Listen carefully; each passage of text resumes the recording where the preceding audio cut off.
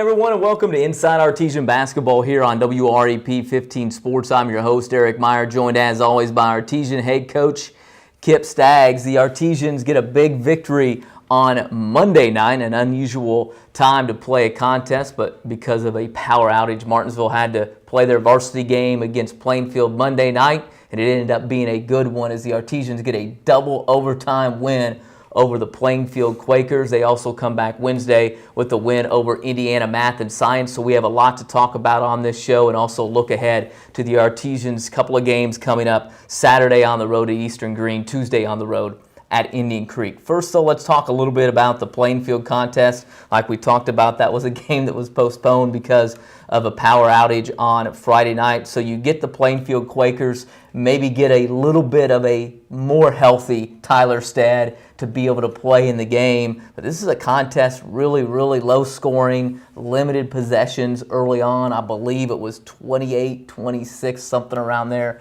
with into the fourth quarter of play. Then boy, the last couple of minutes of the fourth quarter into double overtime, a lot of fireworks. You guys end up coming away with the victory. Well, there were 16 lead changes. There was 11 ties, and it was just really an outstanding high school basketball game overall. I thought we were methodical in the beginning, in the first half, first quarter, second quarter, even into the third, and very patient on the offensive end. We didn't turn it over very much, and we did a good job defensively. We really held our own. We knew what some of the keys were for the game, and we really did a good job with the scouting report. And the boys paid attention, and we were able to find ourselves in a position for basically a shootout in the fourth quarter into the overtimes. So like we said, it was a contest that started out with a really kind of a limited possessions, but I think that's what you guys wanted to try to do in the game. We talked about it when we were previewing it, thinking it was going to happen on Friday night, that you guys kind of wanted to limit possessions, not let them get into the 60s and kind of hold it into a low-scoring game, and that's really what happened there early on. Yeah, it was 24-22 at halftime, and we felt pretty good. We missed some shots that we felt like we should have made, but overall defensively we did a good job. Bazeau, the 6'11", Division I commit. We really did a good job on him, and the Davis kid, we did a good job of him on the perimeter. And they end up only having 4 kids that score for them, and really not until the fourth quarter did Bazeau start to take off. He had 14 in the fourth, but credit our guys. I mean, we really battled through the storm, if you will. We got up 8 or 9 in the fourth quarter, and Plainfield's a good team, and they came back at us, and we got rattled just a little bit, but we got our composure back just in time to send it into overtime. And then, wow, what an overtime, or both of them actually. And so great experiences for our kids. First of all, I told them, with the power outage and with the change in schedule, we've now moved into an NBA type schedule. We're going to play 4 games in about 8-9 days, but also with that change in schedule, the Monday night allowed us an opportunity to see what it would be like during a sectional, because we didn't have a JV game there. So everything leading up to that varsity start was very similar to what you'd have in a sectional contest. So that was a great experience. It was kind of unintended, but maybe it'll help us down the road. But just very, very proud. I thought our kids played extremely hard. I thought we were gritty, we were gutsy. We took 5 charges in the game. We didn't just play hard, we competed, and there's a big difference in those two things. And really, really proud of our intangibles, if you will, where we were on the floor and how we defended. And, like I told our kids on Tuesday, one play that goes down, and to me that's a big play, but will not be in the stat book, won't be in the headlines, was how we defended their last second shot in the second overtime. And it's a very minute thing, very minor, but Blake Baston contested the 3-point shot taken by Davis. And he contested it with a hand high, made Davis shoot really an uncontested shot. So, that play is huge. It doesn't, like I said, doesn't get a lot of fanfare, but for our team and for other teams, that's a very, very important part to the game, to take away those uncontested shots. And when you have a young man like him that has been known to make shots and shoot them at a high rate, that's very, very important. And so we emphasize that. That's an important part, and that's some of the things we have to do. Making plays down the stretch to get the win over Plainfield. Let's go ahead and take a look at the highlights from the contest against the Plainfield Quakers on Monday night, actually, as we'll start off here with Jonathan Collier. Well, Jonathan had a really good game, got in a little foul trouble, ended up with 12 points and 6 rebounds in 19 minutes, and you see he's very, very active here at the beginning.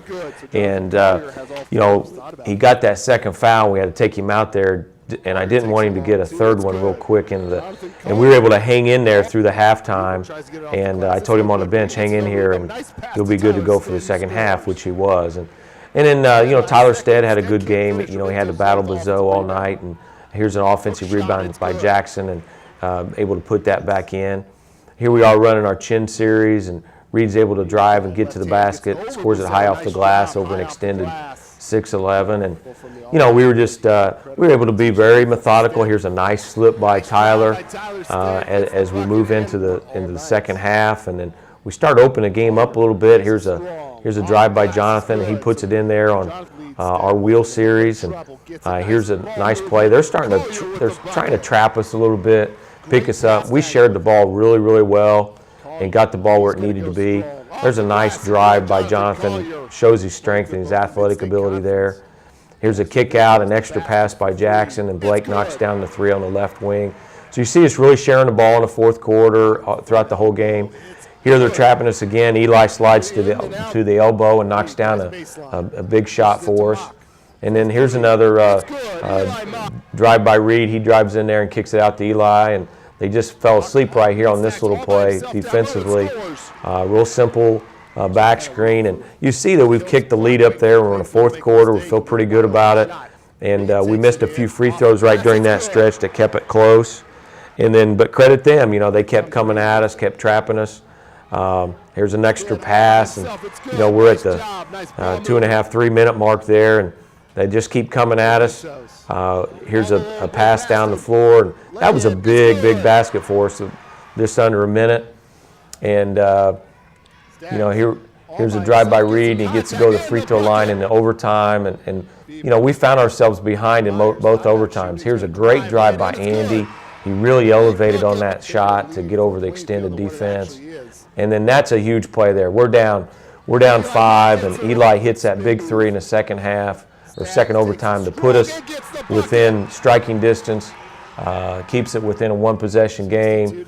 Reed scores on the next play, and then Reed was very active there in that second overtime, getting to the basket.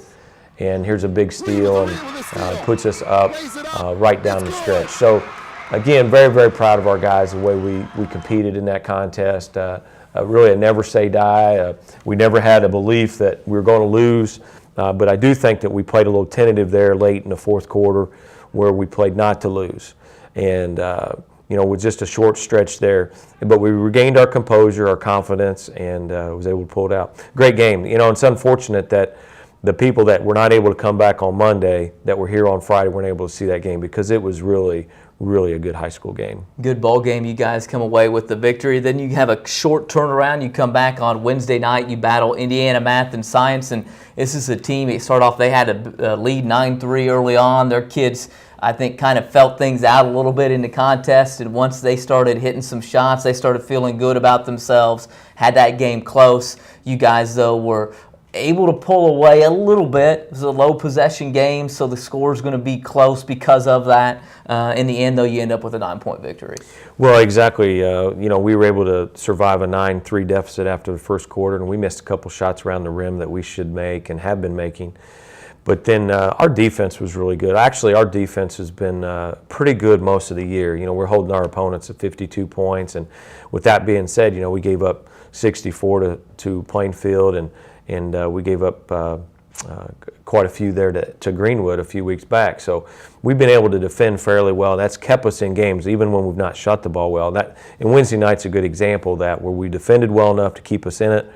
And then we finally got some offense going, and we finally were able to find the basket. And, you take out that first quarter, if it's a typical quarter for us, we're going to win that game by 15, 16 points and maybe go away. But, credit them. They came in, they slowed the tempo down, they were methodical, they were well-disciplined, they zoned us, they took some things away from us, and, we were able to get through it. And I think also we had such a good win on Monday. It really took a lot out of our guys. We had some heavy legs going in on Tuesday and Wednesday. We practiced light, but it was still an intense game for our guys, and being a weeknight game too, it also makes a difference. But we were able to hang in there and survive and win, and it's good to be on the left side of the column more than on the right side. That's right. You get the victories for the Artesians, the second straight there, as you get the win over Indiana Math and Science. Let's go ahead and take a look at some of the highlights of the contest against the Knights on Wednesday night. Well, you see Reed drives it in there, and this is where we tried to pick up the tempo a little bit. Here's Jonathan with a nice pass. He had just scored on a 3. And Jonathan's starting to find his basketball legs a little bit. And we finally get the ball down a short corner, and we finally make that bounce pass against their zone and get it on the baseline and kick it out here to Andy for a 3. And Andy really had some good quality minutes for us in the contest. Here's a nice pass ahead with Andy scoring off of a Jonathan pass. Here's a nice play by Jackson. Jackson's just been a lunch pail guy. He's come to work every day, and here's a nice play by Jackson. And then Reed's able to score there on the dribble drive. And so we were starting to get a little distance on them, but we just couldn't pull away. We'd get up 3 or 4, and then they would make a couple baskets. And again, there's Tyler on the baseline. Tyler had one of his better games. He had 14 and 7 and was much more active around the post area. Here's a nice play by Jackson getting it up there, and we're able to just play through it. So you see we're up 7 here in the third quarter, but we really just struggled to add to that lead very much, and a lot of that credits to them, just the way they handled themselves. Here's a nice post feed into Tyler, and he's able to score. And we were able to control most of the second half, just really not able to pull away. Jonathan, nice pull-up jumper in the paint. Here we go with another play against their zone, and nice pass by Jonathan on the block down to Jackson. Here's another nice play. Jonathan finds Tyler in the paint for a basket. And then they came out and got after us a little bit, and that opened up the floor. We were able to spread the floor in the last 2.5 minutes, got them out of their zone a little bit as they made a little run, and we were able to pick up the win. So it was a good experience for us in the sense that we had to play a different tempo. A team played us a little differently. We had to adapt. We had to adjust a little bit. So that was a good experience for our guys. Coming off a good win, playing against a team that was well prepared. They had us scouted pretty well. We had to make some adjustments. So overall, that was a good win for us, just from a standpoint of where we were, what we found ourselves in, and how we had to adjust. You get the victory, and then you'll go on the road coming up. You get a Friday night off. You're going to go on the road on Saturday and play Eastern Greene, traditionally a ball club that has kids that are fundamentally sound. They do a good job down there. It used to be that's all they could do at Eastern Greene was play basketball, but the football season has come around here the last couple of years. They had a lot of success. I know some of those kids will be out there on the basketball court as well, but always will face a tough task with a very disciplined, high IQ, basketball IQ Eastern Greene Ball Club on Saturday night. Well, it's a tough place to play. I mean, you can say what you want, but that's a tough place to play. Coach Neal does a good job with them, and as you said, they're well disciplined. They'll do their stuff, and they'll do it right, and they'll do it well, and they'll play hard. This is a big game for them on their schedule.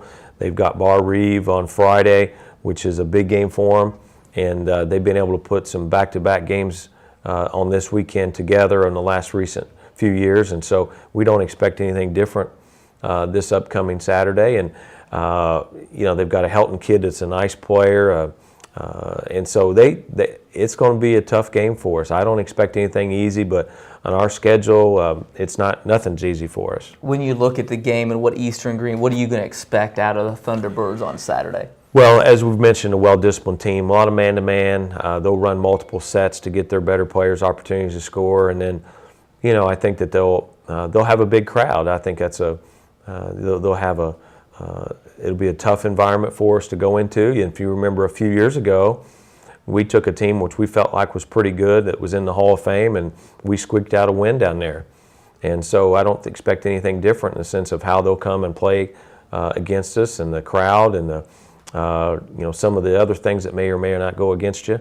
So I just think it'll be a great test for our guys. And as I told them on Wednesday, if we play Saturday like we did Wednesday, we're going to be in trouble. So we're going to have to bring an outstanding effort and play well to pull out the win. have to play well there at Eastern Greene. Then you come back with, this is kind of an odd type schedule for you guys. You usually don't have that many during the week. You don't have that many that aren't on Friday nights, but you continue that schedule. You'll have one Tuesday night then on the road against Indian Creek.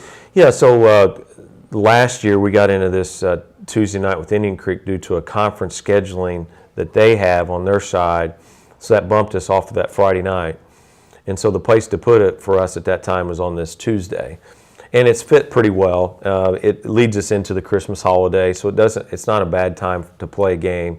And our guys are just ready to play games. You know, we've had about 27, 30 practices at this point, and so we need to experience some of those things. But Indian Creek's got an outstanding player, and Jared Dehart. He just surpassed 1,000 points in his career the last couple of weeks, and they've got a new coach in Drew Glenser, and they're playing extremely hard. They're 3-1 going into this weekend, and just really doing some things defensively that we haven't seen out of an Indian Creek team. And so, you know, I think it starts with the new presence of a new coach, and then Jared Dehart. That's probably the main focus for them right now. And you know, and obviously playing at Indian Creek has never been an easy task for us either. So, you know, we expect another tough battle on Tuesday. Couple of games coming up. You got Saturday at Eastern Greene, Tuesday at Indian Creek before you guys get into the Christmas break. Coach, as always, we appreciate you joining us, and we'll see you there this weekend. Well, we appreciate it, and you know, we look forward to the games Saturday and Tuesday, but also to the ice cream at Indian Creek. Absolutely. The FFA ice cream, that's always a highlight for our guys.